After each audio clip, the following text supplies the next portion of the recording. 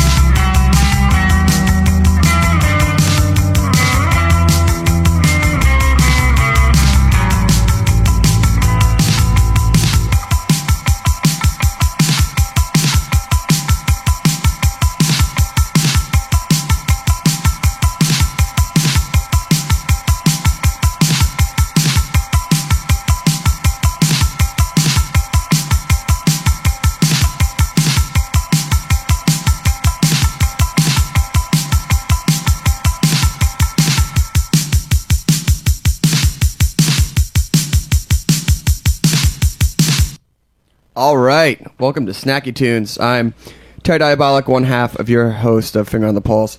DJ Never Forget is out crushing it in the city on a cold, winter is coming Monday afternoon. I am very excited. That was just Blood Orange. I'm sorry we lied, the demo, and that's because we are going to have Dev, a.k.a. Lightspeed Champion, in studio playing a little bit later today. Dev, you can say hi. Hey, what's up? Just right into the mic. Here you go. There you go. Hey, how's it going? Good to have you. Thanks. Nice to see you all weekend. What a nice I know. I've seen you like every day. Yeah, I know, it's crazy. Dev had a amazing Mario costume, but the most impressive thing this weekend I saw was his magic tricks, which we will talk about later in the show. But first up is the always wonderful, always nice to see Amanda Clute from Eater. Hello. Amanda, welcome to Snacky Tunes. Thanks for having me. You are the New York editor of Eater, and why don't you tell all of our listeners who may not, which I can't believe, would not know. They may not know. They may not know, but what Eater is. Okay, we are a group of restaurant news websites. So we cover news and gossip around the country. We cover openings, closings, chefs moving around, feuds, where to eat right now, what's hot. Anything that's going on in the restaurant world, we'll write about. Even if it's rumors of someone doing this to somebody else, we'll cover it. So, how does these stories get online? What takes it from a piece of talk around the water cooler to something that you actually post on the site? Well, it's a mix of different things. We get a lot of our news from our readers. I would say most of our news comes from our readers. They're the lifeblood of it. So if they mostly work in the industry, and they'll be like, oh, I hear Michael White is expanding. Check out this. And then we'll look into it and we'll ask around. Or they'll hear something's closing, or they hear about some sort of tiff between somebody, or they sent us a complaint. A lot of times things come from PR, so they'll announce when something's opening or when something's going on. And how we decide if it's important or not is basically, it's like any news site. Some things you just know are important, like big chefs, you know you have to cover it. Small chefs, maybe you'll cover it a little bit, but not so much. And then weird and wacky things that you just find amusing yourself, you'll put it up. Right. So it seems like you get like a lot of like clandestine meetings at food trucks Yeah. in Midtown to get a lot of your tips. Yeah, it's fun because we do have a lot of tipsters, and some of them make up anonymous Gmail accounts to send us tips just because they're so paranoid that they're going to get fired, and it's a weird world.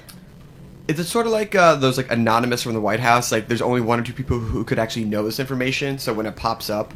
Sometimes when we have a real insidery tip, I hear there's backlash within the restaurant later. Oh. Where like they're trying to figure out exactly who leaked it to us, and the chef is furious, and it's this whole like big to-do.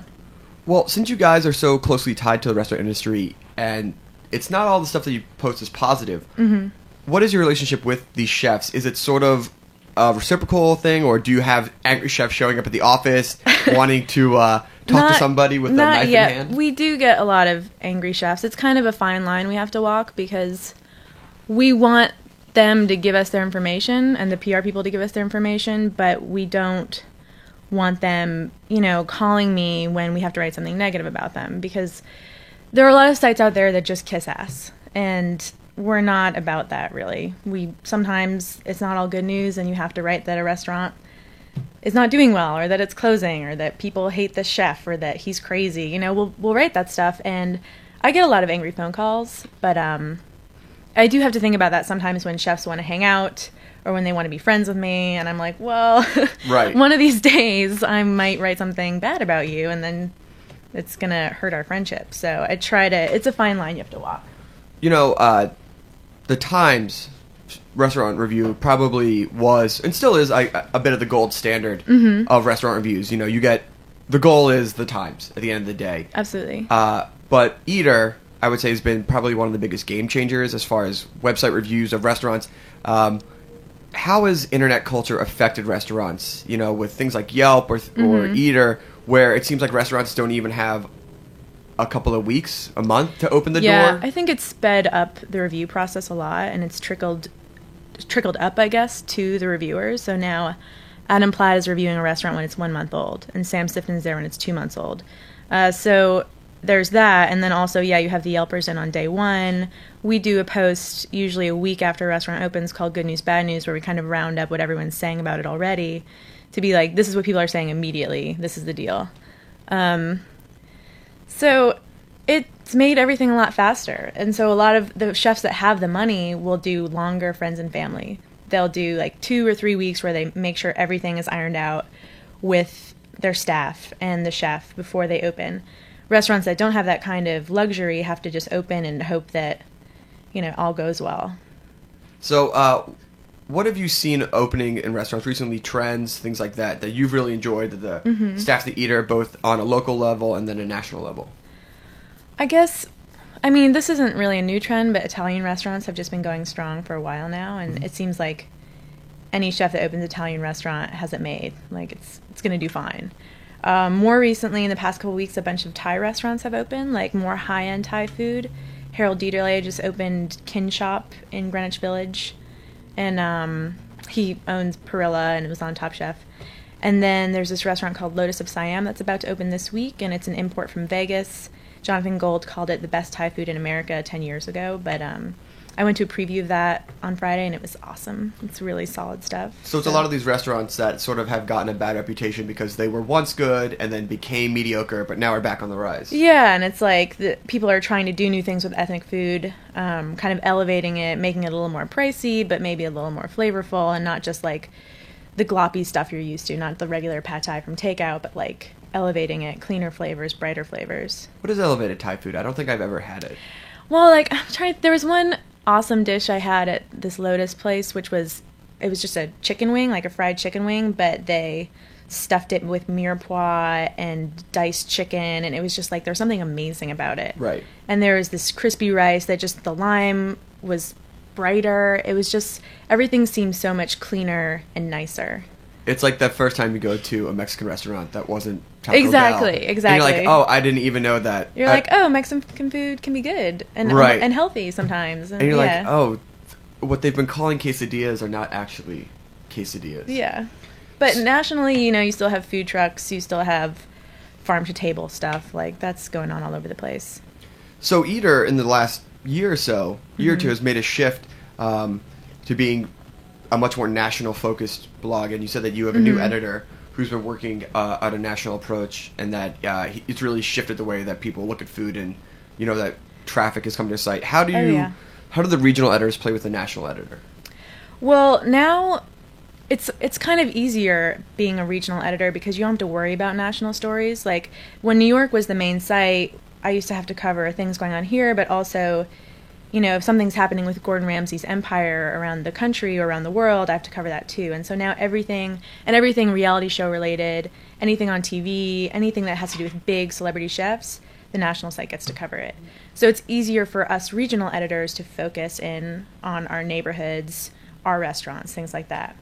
And our new national editor, his name is Raphael Brion, is just an amazing internet guy. Like, he knows how to uncover videos that no one can find. He's just like on top of all these big stories, and has put together a great site that's doing really well. That's great. All right, well, we're going to take a little break. We're going to come back, talk about the big event, the Eater Awards, coming up in just a week. 1 week from today. 1 week from today. Yeah. All right, we're talking with Amanda Kloot from Eater. She's the New York editor. We're going to have Dev Hines playing some songs later. And big shout out to Fairway Market. Beautiful location out in Red Hook.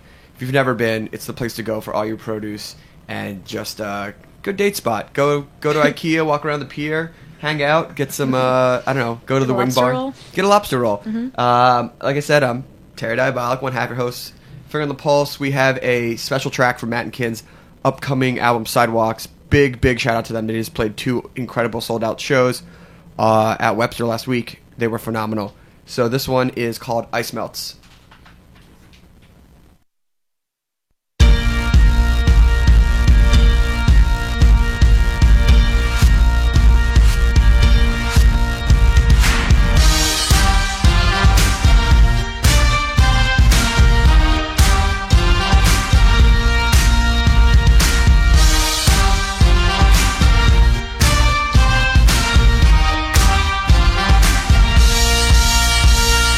Feelings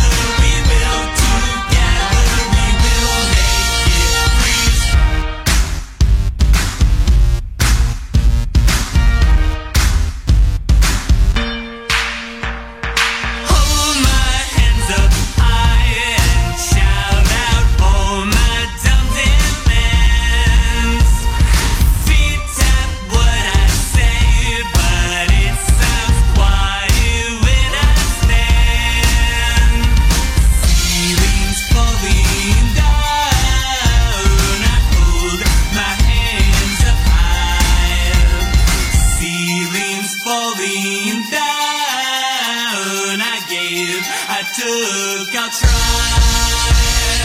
Ice melts all around me. Water down, it will water down, it will never be. Ice melts all around me. Together we will make it freeze.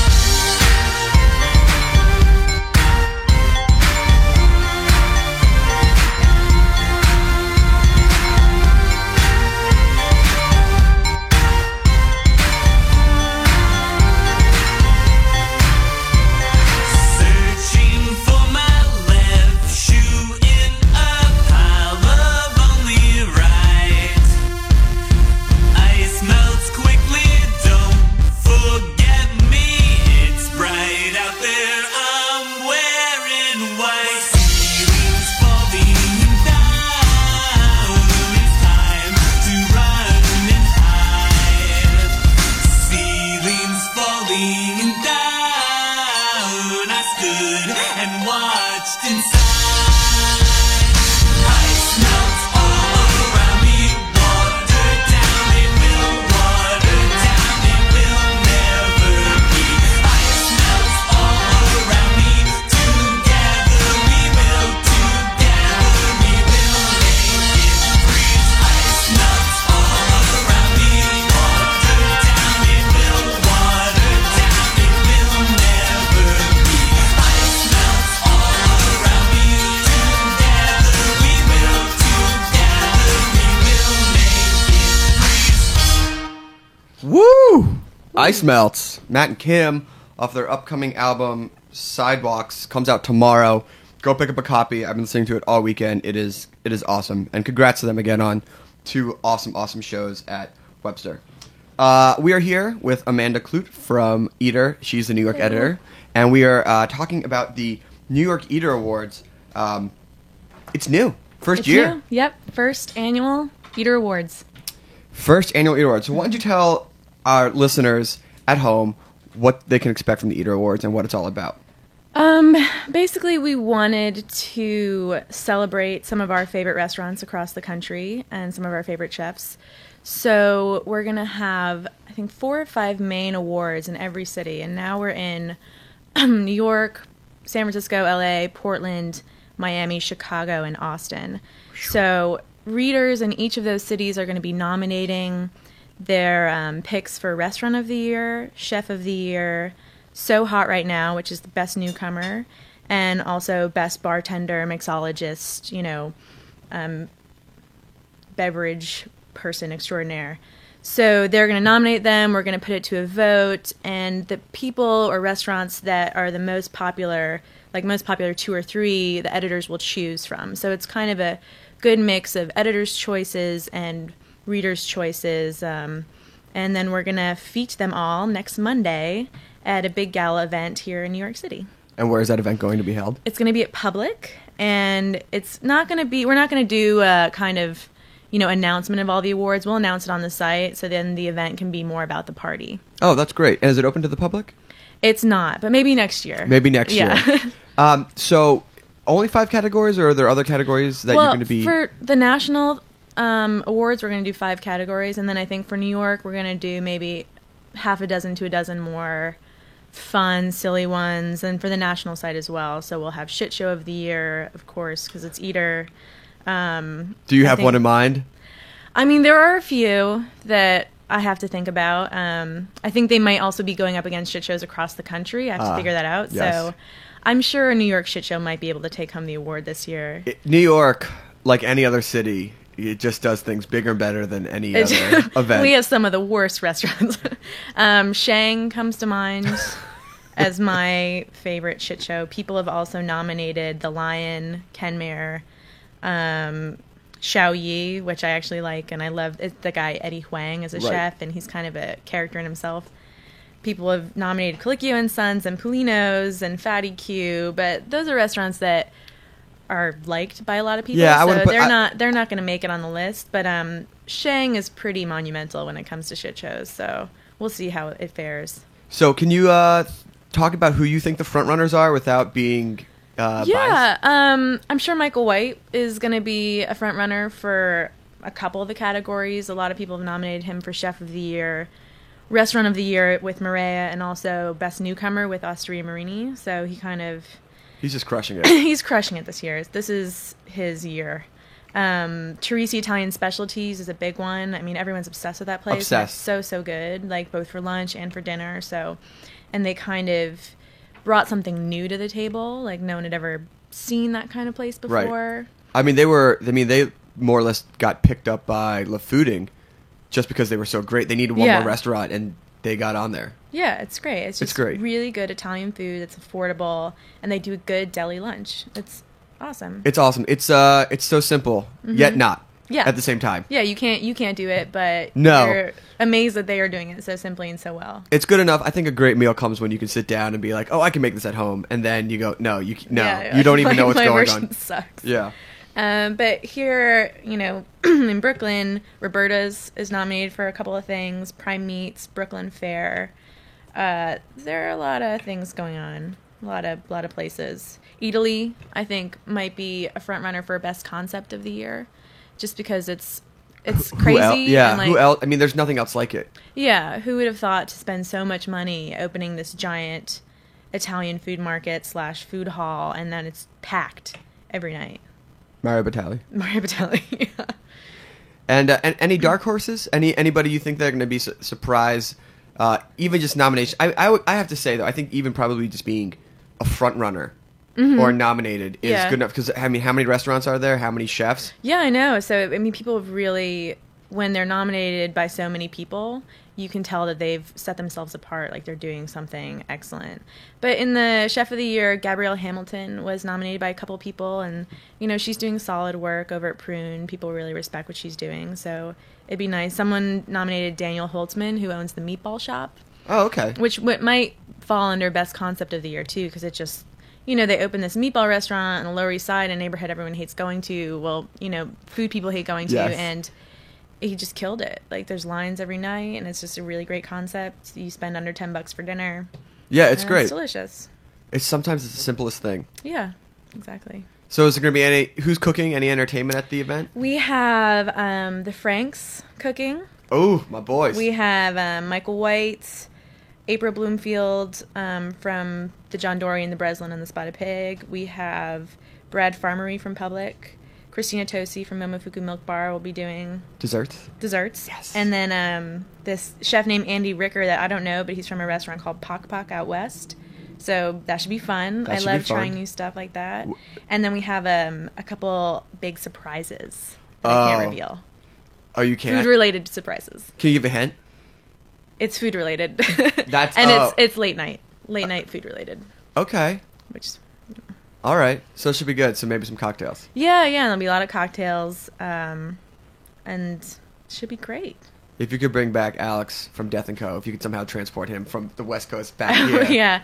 I'm excited to see who will win the Mixology Award, because there's so many great bartenders out there, and they don't really get their due sometimes. They've been getting their due this year. They've been getting their due, but I think a lot of the average diner doesn't know them by name. They'll know the bars, but Right. I think a lot of people don't know, oh, this specific person at Clover Club is actually excellent. I'm You voting know? for Dram. That's because that's my local... That's a good spot. It's a good spot. Great when you're waiting for pies and thighs. Oh, my God. Big shout out to Frank and the whole team out there. Yeah. They're awesome. Don't get me wrong, Hotel Del Mano, Mm-hmm. fantastic, but it's just always packed. And like when I want like Yeah. a really nice cocktail and I just want to be able to relax, and some fried chicken.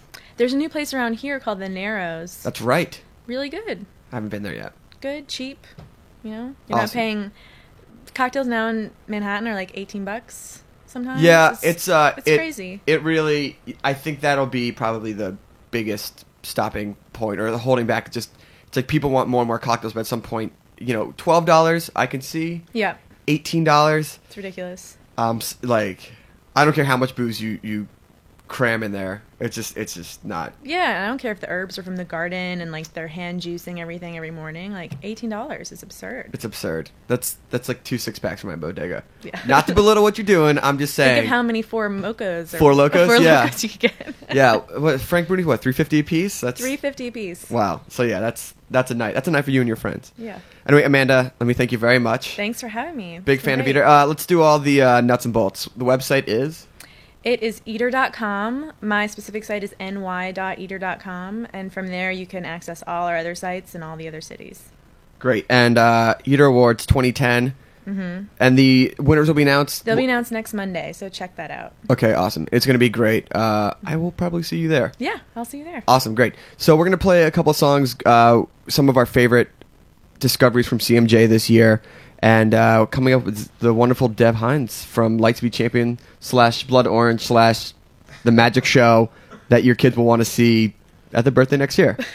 I'm Terry Diabolic. I'm half your host of Finger on the Pulse. Listen to Snacky Tunes. Thank you so much to Fairway for sponsoring, Roberta's for the delicious food, Jack Inslee, RecTech for producing engineering. Here we go.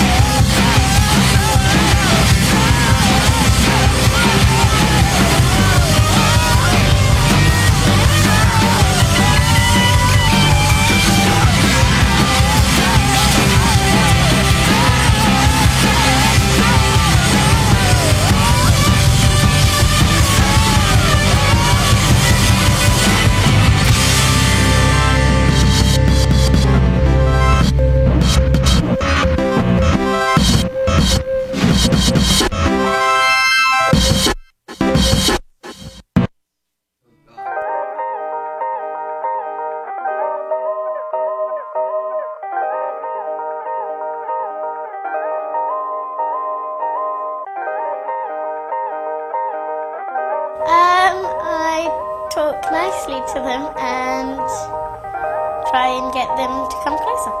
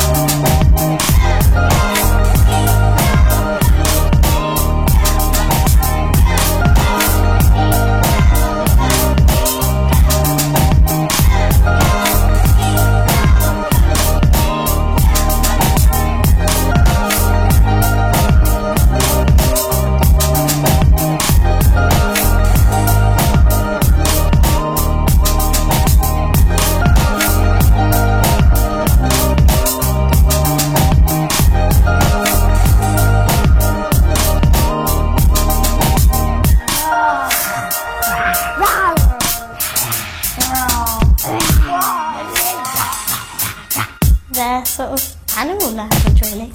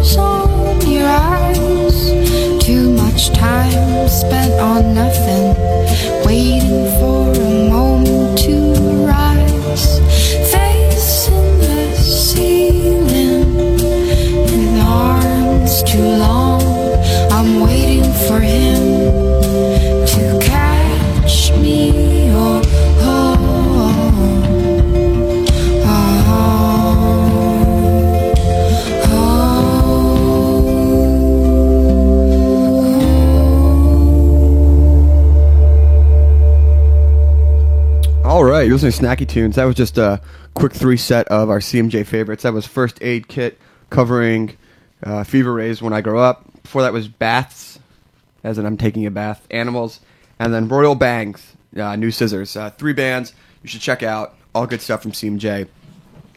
In studio with us is the wonderful Dev Hines of Blood Orange and Lightspeed Champion. Dev, welcome to Snacky Tunes. Thanks for having me, man. You are really enjoying that pizza. Oh my god, I just kind of destroyed like 2/3 of it in a second. So, we know you from Lightspeed Champion from being on Dinner with the Band. Yeah. And we made some delicious falafel and hummus. Yeah. And how do you do Muharama? That was it. But now you're starting a new side project, Blood Orange. Why don't you tell us about that project? Yeah, it's it actually started, I guess, just over a couple years ago. I was just I'm always writing songs at home, and I just started writing songs for like pop artists and stuff. And and on a side note, I had like a weird throat operation where I was kind of working out my voice and stuff, and just ended up writing these songs. I guess are kind of more influenced by like kind of 80s soul and kind of funk and pop that I've always listened to. So yeah, and then I've been doing a ton of songs, and then I've actually done an album now, and kind of finished mixing and mastering it. And what's the name of the album? It's called Coastal Grooves, I think. You think?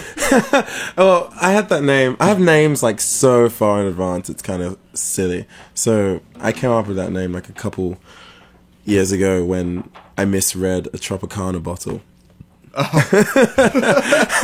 Well, what did it actually turn out to be? Coastal Groves. Oh. That's usually very like, funky orange juice. That's usually how I come up with names for anything, just mishearing stuff. So how is this going to be different than your Lightspeed Champion stuff? It's I feel like it's a lot more direct. Like it's kind of the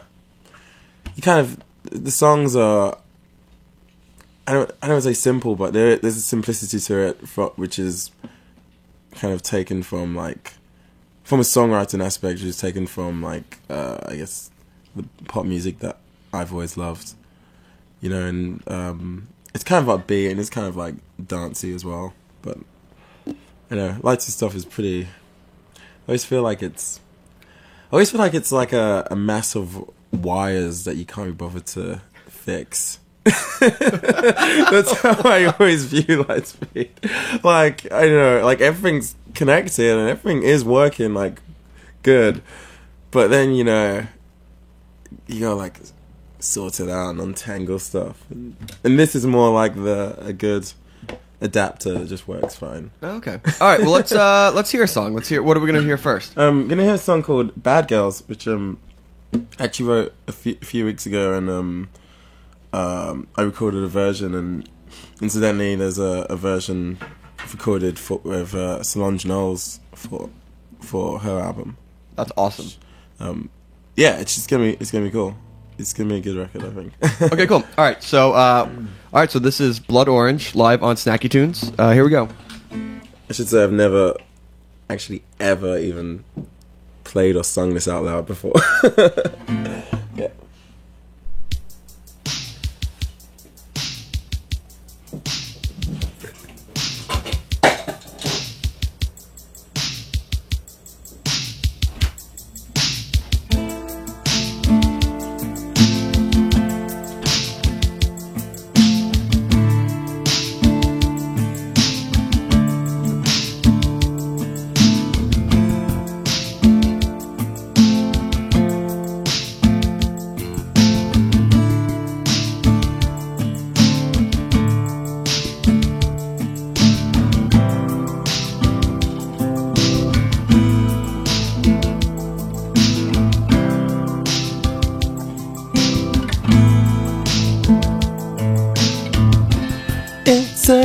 Everything that you seem to ignore, the alcohol you stole and never bought, the taxi ride on your way home, the taxi see right. You never know where you're going.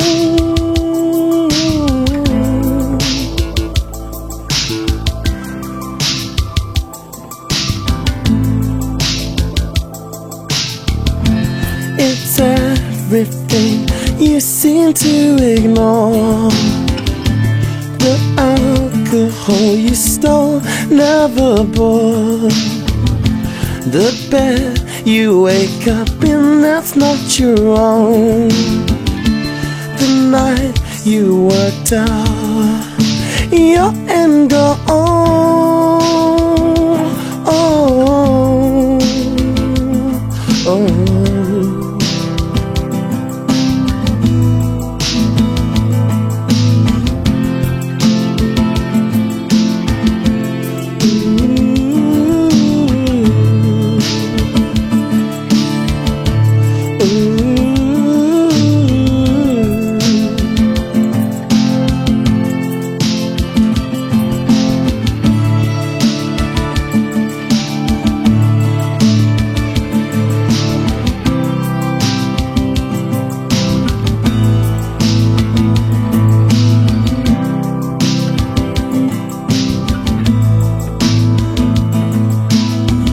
And still I try to lure you into my own hurricane. It's like you stopped me trying from 1,000 miles away. I look down on you so deep down, know that we're the same. It's stupid thinking that you would want to come play my game. Tell me what's wrong.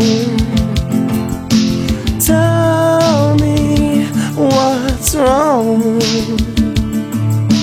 Tell me what's wrong.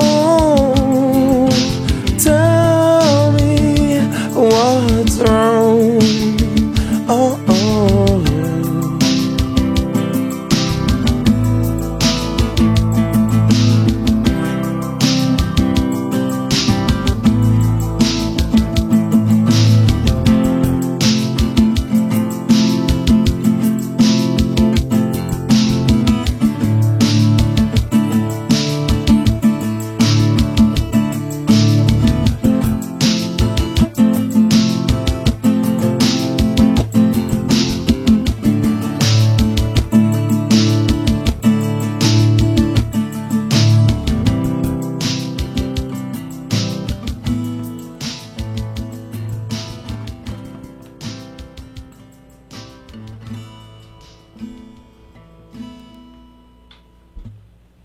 Woo! Awesome. Thanks. Very nice. I should have warmed my voice up a little. Oh yeah. So that's going to be on the new album as well? No, it's actually not. Yeah, because I finished the album so long ago. But I played a show recently, and I made a I guess like a bootleg kind of CD of a bunch of songs I've done since finishing the album, and I was just kind of handing them out so people see me. I can just give them a copy. Like, I don't know, like it's like 10 songs I did since the album, which just exist, you know, so I don't know what to do with them. So being on the road a lot, as you are, and also having a famous fruit, if you will, or mystical fruit as your new project, what do you like to eat when you're out on the road or out on tour? It's funny, you know, because it depends where you are. If you're in England, for example, the best bet is a store called Marks and Spencer's. Oh yeah.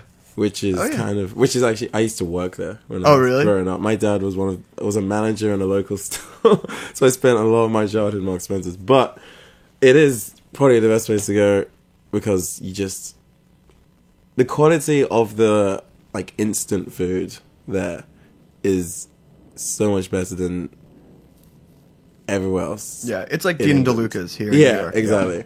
And, you know, England's a tricky place for food. It's, to say the least. Like, it's, you know, it's funny. Like, I remember when I moved here, and I'd always say to people how, like, when people say a place like, isn't good or they didn't have a good meal in New York, I feel like that means that they didn't really enjoy it that much. Whereas in England, that means that you had a severe case of poisoning, and it was like completely like unedible, and and so it's a big difference there. But in Europe, it's cool because you can kind of experiment, because there's so many places in Europe that really do love their food, and people are usually excited if you talk to them about sharing that with you. Now, you've changed your dietary habits quite a few times since I've known you. Yeah, but you I said do. growing up you had like a not a great stomach, but then you came to America and you changed. Can you talk about the different type of foods you're eating throughout your life? Yeah, no, definitely. Yeah, I guess growing up, I had like a really intense like stomach issue where I kind of missed a lot of school, where I was just like off sick and stuff, and so at that point I actually had to cut out like gluten, lactose, and a ton of other stuff, fizzy drinks, didn't drink alcohol, etc., spicy foods, and then I've kind of I guess warmed my stomach up over the last like 10 years or so, and coming to New York, I just kind of being in England, I just kind of I love food, but it's difficult, especially if you have like a bad stomach, to eat what is good for you whilst being in London and Right. stuff, and then so coming to New York, it was kind of like oh my god, wow, there's so much food that I can eat, and it's not weird, because a lot of stuff is seen as weird in London food wise. Such as? Well, for example, I guess like a pizza with no cheese, since we're at Roberta's right now. Right. It seems weird, but I don't know, they're not as accustomed to changing towards your dietary needs, is Right. what I should say. Where in New York, especially, people go, I know you have 8 items in this, I only want 4. Yeah. And I can add 2 more in. Exactly. Yeah, and and some places like that. Yeah. Yeah, so it's cool. But since being here, I guess I've been, I don't know, what have I been eating? Well, I actually hadn't eaten beef for 13 years of my life. And then you came here? And then I came here, and that all went out the window. What was your first beef meal? I think it was Dumont Burger. Not a bad place. That's a big meal for your first beef. For those who don't know, Dumont Burger is probably the champion of Bedford giant burgers, Yeah. and their Bloody Marys and onion rings is enough to put you back on your couch for quite the afternoon. Oh my god, it really does. That was, but then I started experimenting with. It's funny you're talking about Thai food, because I really love Thai food, and I'm really interested about these restaurants that are opening. So, Awesome. All right, let's have you play another song. Yeah, What sure. are you going to play? Which incarnation of yourself are you going to represent right now? I think I might play a new Lightspeed song. Great. I did a while ago. I have to have my laptop on my lap because I don't know the lyrics. Oh, okay. All right. Well, So give me a second. Yeah, so wait to that. So you're listening to Lightspeed Champion on Heritage Radio Network. Big shout out to Fairway for all your culinary and restaurant needs. Fairway Market, Red Hook, other great locations at the city. Big shout out to Always as Roberta's. And to the man at the helm of all this, Patrick, for being in Bon Appetit this month. Check out his profile on himself and him explaining why $140 turkey is what needs to be on your table this coming Thanksgiving. Dev, you good? Give me one more second. Okay, needs one more second. All right, Jack Inslee, RecTech, thank you so much. I'm Finger on the Pulse. Big shout out to Amanda from Eater and all the Eater people. And Eater Awards, don't forget to vote. Amanda, where can you vote for the awards? Yeah. We're going to start the voting either late this afternoon or early tomorrow. So go to eater.com and all of our regional sites to vote. Awesome. Thanks. Okay, great. Okay, I changed my mind. I'm going to do Blood Orange song Okay, great. from the album. Okay, great. So here we go. Dev as Blood Orange, here live on Snacky Tunes.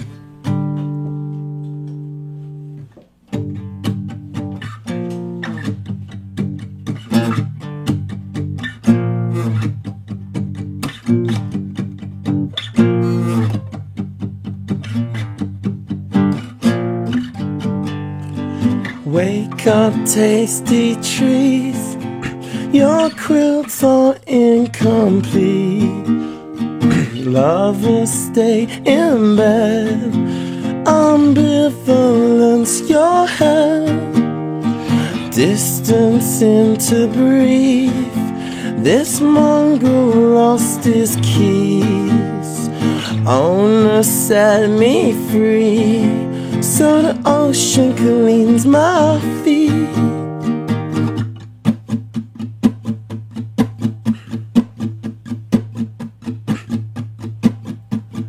Please, this can't be true. Oh, don't be my undoing. Mother sure will cry when she sees our spark has died. Chapel on the hill, the freeway onto Will. Wedding clothes all gone, my Cadillac won't run.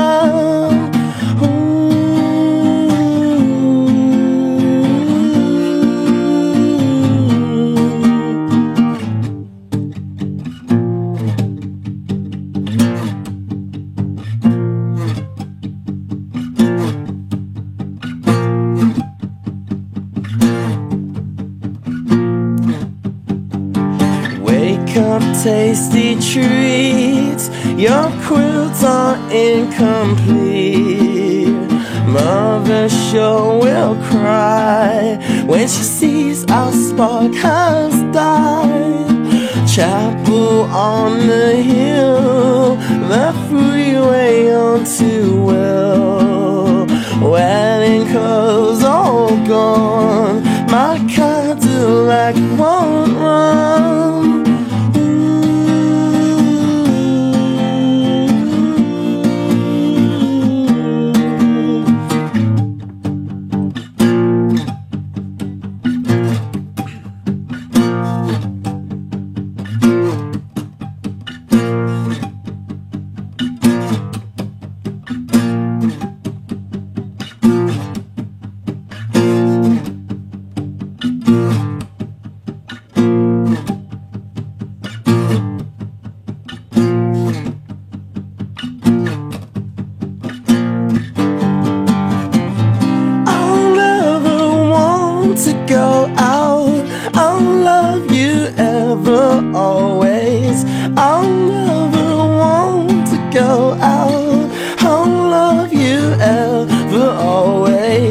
I'll never want to go out.